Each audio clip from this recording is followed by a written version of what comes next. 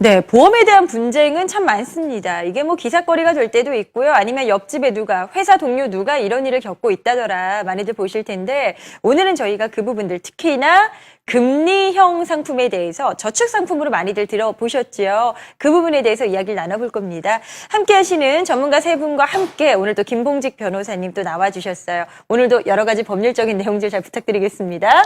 네, 자, 그럼 먼저 금리형 상품 관련해서 내용들을 좀 보도록 할 텐데요. 어떤 상품들을 금리형 상품으로 보시는지, 뭐 성격이 있을까요? 일단 저희가 방송 중에 그 금리형 연금이라든지 뭐 금리형 저축 이런 얘기를 굉장히 많이 했거든요. 간단하게 정해진 금리를 이자처럼 받는 그런 보험이라고 보시면 됩니다. 네. 그래서 지금 은행 이자가 한 1%에서 1.5% 이자를 준다라고 하는데 일반적인 보험 상품 같은 경우는 금리를 3%대 준다라고 얘기를 하거든요. 좀 그래서 높네요. 보험 모집인 얘기를 좀 빌리자면 네. 지금 은행 금리가 1%, 1.5%니 3%짜리 저축 보험을 가입을 하고 더 많은 이자를 받아서 써라. 네. 이제 이런 얘기를 하는데 거짓말한 부분 사실 하나도 없거든요. 거짓말은 아니에요? 예. 근데 이제 예를 들어 이제 5년 정도 있다가 내가 돈이 필요해서 돈을 꺼냈으면 네. 은행에 적금을 넣었다라고 하면 내 원금보다 이자가 조금 더 붙어 있을 거라고요. 은행에 있으면, 그쵸, 원금은 예. 지켜지죠. 그렇죠. 근데 이제 네. 이런 저축보험은 분명히 금리가 더 높음에도 불구하고 손해를 본다는 거죠. 아. 그래서 왜 이렇게 손해를 보는 부분에 대해서는 설명이 좀 잘 안 된 부분이 있기 때문에 이런 부분에 대해서 또 정확하게 설명이 되고 판매가 돼야 된다라고 저는 생각을 합니다. 그게 분쟁 요인이네요. 그렇죠. 들어보니까 맞아요. 이게 딱 정리가 되는 게 보험사에서는 분명 3% 준다. 은행보다 더 주니까 여기에 저축해라라고 했단 말이죠. 그러면 예를 들어 5년을 가정하고 5년 있다 해지를 했을 때 더 많이 은행보다 이자가 높으니까 더 많이 받아야 되는 건데 더 적더라. 아니 왜 이런 일이 벌어지는 걸까요? 그러니까 좀 쉽게 예. 설명을 드리면 우리가 은행에 저축을 딱 했을 때 네. 은행은 저축 금액을 가지고 그걸 그대로 두는 게 아니고 이제 다른 네. 사람들한테 대출을 해주겠죠. 그 대출을 해줘서 이제 대출 이자로 이제 수익을 발생을 시키는데 네. 지금 현재는 그 대출 이자가 엄청 낮다 보니까 은행 이자 역시 떨어질 수밖에 없는 거거든요. 네네. 네, 그러면 이제 보험사 같은 경우는 은행보다 이자를 좀 더 준다라고 하는데, 물론 은행에서도 대출 업무를 합니다. 하지만 여기에서 그 더 크게 숨어 있는 건 바로 은행에서, 그 보험회사에서는 은행 적금에는 없는 사업비라는 게 이제 존재를 하기 때문이죠. 우리가 그 100만 원을 예를 들어서 저축을 한다라고 했을 때 그 100만 원이 다 적립이 되는 게 아니라 여기에서 한 10% 정도가 그 사업비로 이제 지출이 되어 버리거든요. 네. 그러면 100만 원에서 10%가 빠진 이제 90만 원 정도가 이제 적립이 되어 버리니까 이제 뺄 거 빼고. 네네네. 네. 그 원금 돌아오는 그 속도가 상당히 좀 느려지는 거고요. 근데 여기에서 그 사업비만 하는 게 아니라 그 해지공제 수수료라는 게 또 같이 존재를 하거든요. 그건 또 뭐예요? 그 해지공제 수수료라고 하는 건 이제 보험 계약을 할 때 이제 보험사랑 제가 약속을 한단 말이에요. 나는 이거 10년 동안 보험료를 납입을 하겠다. 하지만 10년 동안 납입을 하다가 중도에 해지했을 때는 내가 그에 응당하는 그 해지공제 수수료를 내겠다. 그래서 가입을 하고 1년 안에 해지를 하게 되면 좀 페널티를 많이 보게 되고요. 네. 7년 차까지 페널티를 보는데 이제 페널티는 점점 낮아지게 되겠죠. 그러면 그 아까 앞서서 예를 들었듯이 그 5년 납짜리 상품을 5년 납입을 하고 7년 뒤에 이제 해지를 한다. 그러면 사업비도 차감을 해야 되고 해지하는 순간 그 해지공제 수수료도 같이 차감이 되기 때문에 당연히 원금에 도달하기는 상당히 좀 힘들다라고 보시면 될 것 같습니다. 우리 시청자님들 은행보다 최저보증이율이 좋다, 금리가 좋다라는 부분들 때문에 이런 금리형 저축 상품을 택하셨다면 정말 중간에 해지했을 때 어느 정도의 손해가 발생되나 그것까지 감수하셔야 된다는 걸 인지하시고 들어가셨어야 되는데 그렇게 설명을 못 받으시다 보니까 여러 가지 분쟁들이 생기는 것 같아요. 지금 은행 가면요. 1억 만들기, 5억 만들기, 이런, 이렇게 문구 같은 거 붙여놓고 프로모션 하잖아요. 네, 맞습니다. 근데 그게 네. 결국은 또 이런 보험사 쪽 상품이란 얘기가 있더라고요. 그렇죠. 은행에서도 사실 보험 상품을 판매할 수 있습니다. 뱅크가 은행이죠. 네. 그리고 인슈어런스, 보험입니다.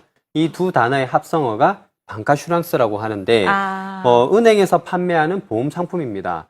근데 요즘 젊으신 분들도 사실 구분하시기가 좀 힘들어요.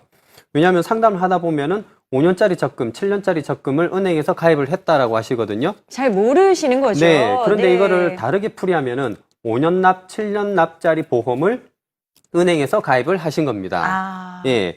그렇기 때문에 이제 일반적으로 은행에서 저축을 가입하다 보니까 이거를 보험으로 생각을 하시지 못한다라는 거죠. 그러니까 내가 보험사 가서 가입한 게 아니고 네. 은행 창구에 앉아서 상담을 했거든요. 그렇죠. 그러니까는 가입을 권유한 이제 주체자가 보험 네. 모집인이 아닌 은행일 뿐이지 가입하신 보험 상품은 똑같다라는 거죠. 아이고, 네네. 네. 그래서 이제 앞에서 최동기 전문가님이 금리가 낮아서 은행에서 뭐 워낙 수익이 낮다 보니까는 이제 뭐 보험 상품도 판매를 한다라고 말씀을 드렸는데 은행에서 수익을 올리는 방법 중에 하나가 또 보험 상품 판매가 될 수도 있고요. 네. 그리고 또 직원들의 인상고가 점수에도 반영이 되는 또 은행들도 있어요. 아, 그것도 중요한 부분이네요. 그렇다 보니까는 네. 은행에서도 지금 보험 상품에 대한 권유가 좀 많다라고 보시면 되는데 중요한 거는 은행에서 권유하는 장기 저축도 보험 상품이기 때문에 목적에 맞는 상품을 꼭 가입하시기를 권유드립니다. 자, 지금은 다 알겠는데 나도 저런 식으로 가입했는데 사실 중간에 해지하려니까 원금이 이만큼이나 못 미치더라 이렇게 당황하신 적 그런 경험해 보신 분들 계실 겁니다. 왜 이런 분쟁의 문제가 발생하는 걸까요? 제대로 판매할 설명을 안 때. 해주니까 제대로 안 설명을 안 해주니까? 해주니까 문제 생기겠죠. 아예 가입할 때 이렇게 지금 말씀하신 거를 구구절절 다 알려줘야 되는데 그걸 안 해주셨기 때문에 그래서 분쟁이 생겼다는 거거든요. 그러면 혹시나 이렇게 뭐 설명을 잘 못 들었거나 이런 부분들이 어떻게 좀 법적으로 문제가 되는지 이거는 이제 변호사님께 좀 여쭤봐야 될 것 같아요. 어떻게 되는 거예요? 네, 전문가님들께서 하신 네. 말씀이 맞습니다. 보험자는 보험 계약을 체결할 때 보험 계약상 중요한 내용을 보험 계약자들에게 설명을 해야 될 법률상 의무가 있는데요. 네. 이걸 보험자의 보험 약관 등에 대한 설명 의무라고 합니다. 아, 어떤 의무인지 좀 자세하게 말씀 주실래요? 네, 이런 보험자의 약관 등에 대한 설명 의무는요. 네. 보험회사가 일방적으로 작성해서 약관상의 중요한 내용을 소비자가 모르는 상황에서 생길 수 있는 불이익을 방지하기 위한 것입니다. 만약에 약관상에 소비자에게 불리한 점이 있다면 사전에 미리 설명을 해서 알려야 되는 것인데요. 이건 보험 설계사나 보험 대리점, 그리고 보험 중개인 등 보험 판매회사들을 통해서 보험 상품을 판매하는 경우에도 역시 동일하게 적용되는 법률상의 의무입니다.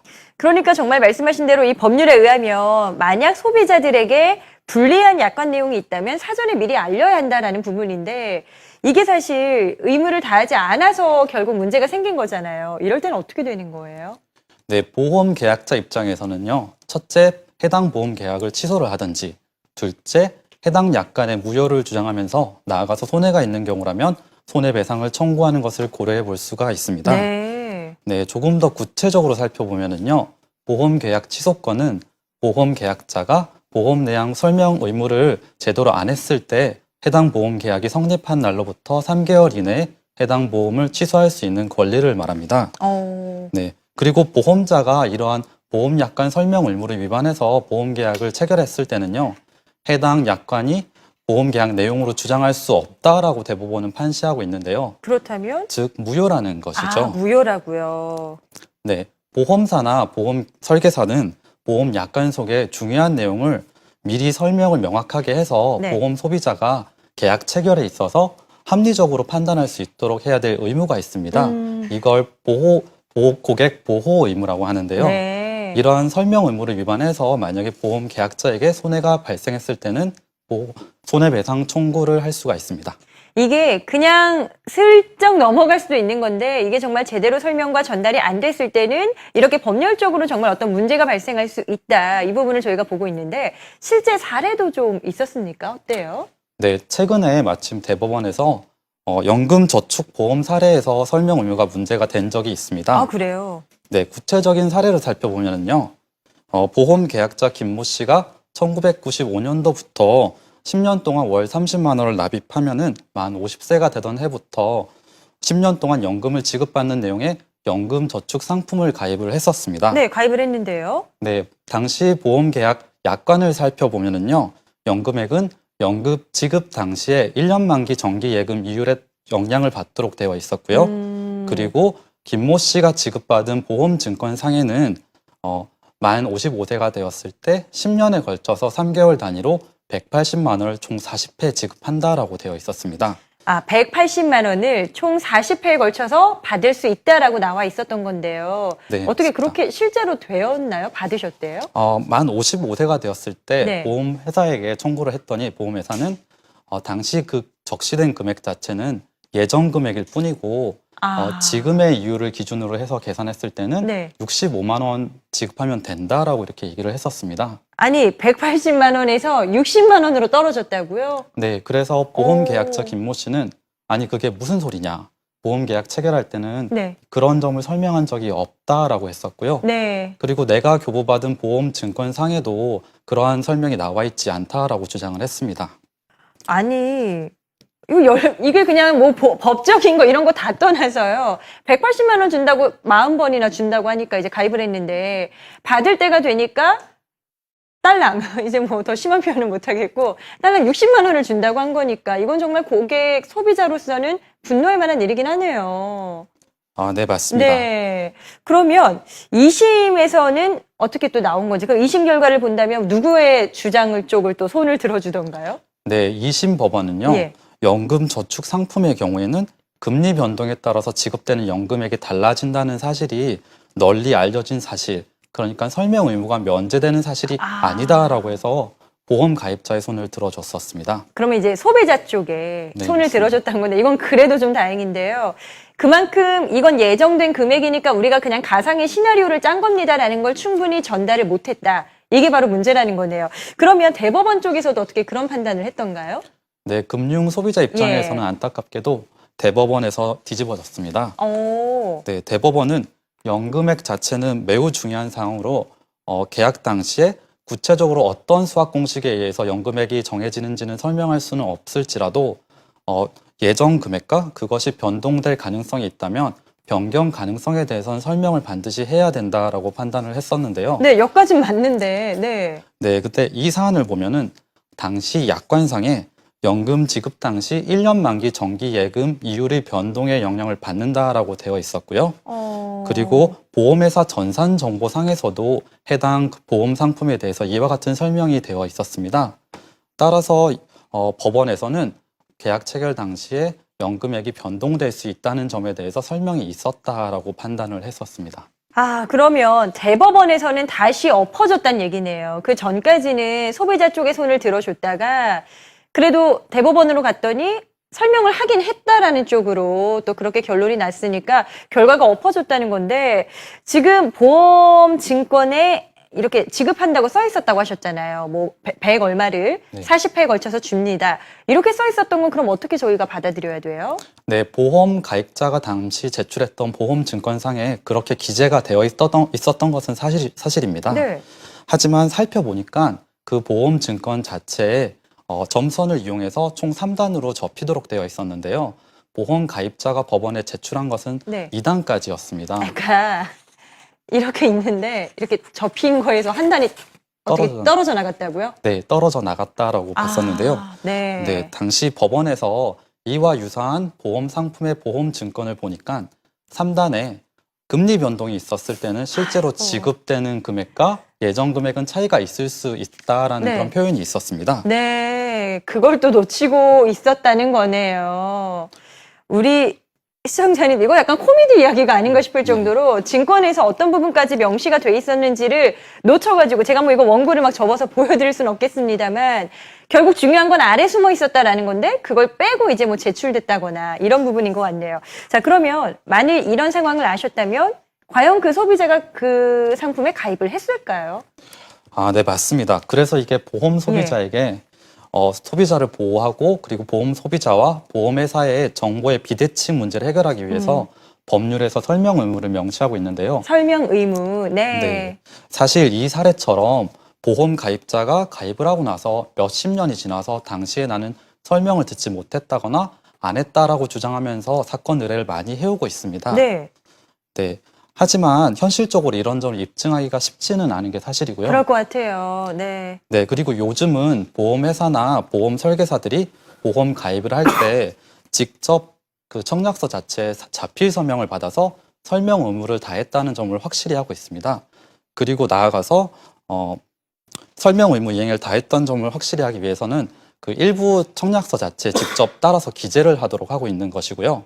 계약을 체결하고 나서 해피콜을 통해서 이런 설명을 음. 다 들었는지를 또 명확히 하고 있는 것입니다. 전화가 오더라고요. 정말 네. 제대로 설명 받으셨습니까? 그럴 때 일단 다 네 하세요라는 부탁까지 네, 함께 맞습니다. 듣긴 하는데 일단 우리 시청자님들 저희 이제 김봉직 변호사님과 함께 이런 금리형 상품에 가입했을 때 어떤 분쟁 사례가 발생하는지까지 봤고요. 결과적으로는 사실 소비자가 뭐 속 시원하게 이기거나 하지는 못했던 거네요. 그 설명의 의무가 충실하게 이행되고 또 소비자가 그걸 알고 가입을 해야 되는 건데 다음에 시간 될 때 금리형 상품 좀 더 봐주세요. 이거 가입하신 분들 정말 많거든요. 네, 여기서 이제 제일 네. 문제가 되는 건 뭐냐면 얼마 전에 이제 뉴스에서 나왔던 사실인데 네.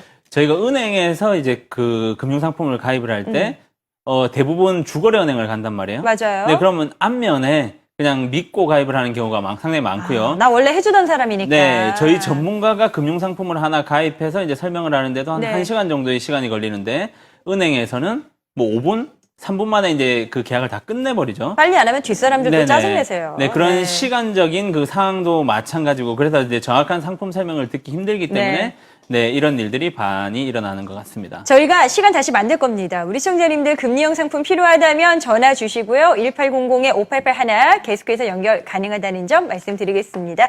방송 중에 다뤘었던 내용들은요. 그 결과가 보장되진 않는다. 함께 참고해 주시고요. 저희 플랜백세 항상 우리 시청자님들의 멋지고 또 당당한 노후를 응원하겠습니다. 오늘 또 변호사님까지 네 분 감사합니다. 감사합니다.